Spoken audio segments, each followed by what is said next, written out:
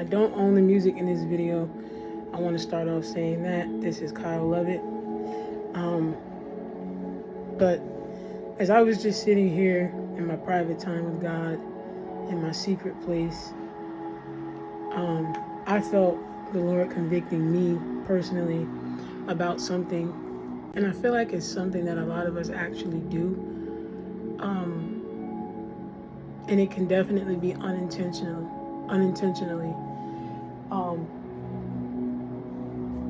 I started thinking about how sometimes we can get so used to God, and we get used to the fact that He'll never forsake us, He'll never go anywhere, He's unchanging, He'll always be there, like He'll never leave us. It says in His word that nothing can separate us from His love, right? All these things.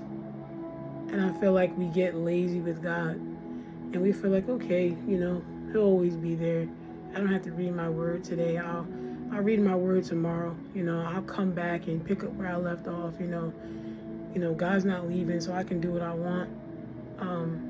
He's gonna always watch over me. He's gonna always protect me. He's gonna always provide. So I don't have to thank Him. And I had a strong conviction because I'm someone that sometimes thinks like this.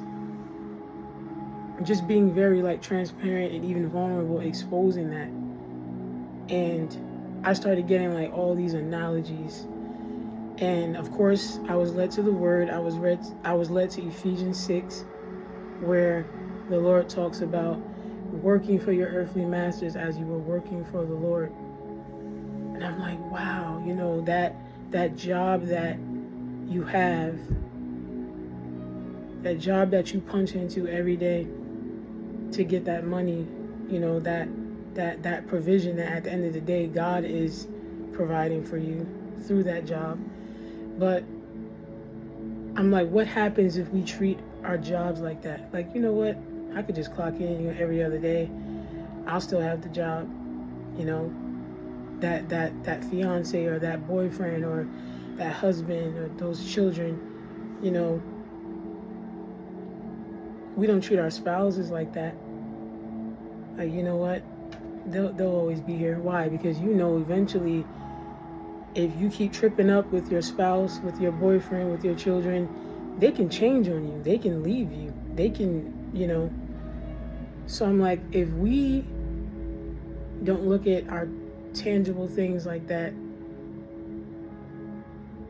why do we treat God that way? And I'm saying we because I'm like,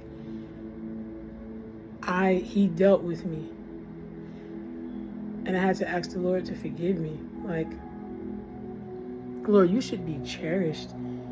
You should be we should be treating you like we're in a relationship with you. We need to pursue you, Holy Spirit. We need to pursue you, Lord. Let's not skip prayer. Let's not skip reading our word. Let's not skip giving Him thanks. Let's not skip being alone with Him, having God dates. I did that, the God date thing a long time ago when I was in my wilderness season or my preparation season. So, now that I feel like that season is up, do I stop my God dates? No. He is to be pursued like you're in an actual relationship with Him.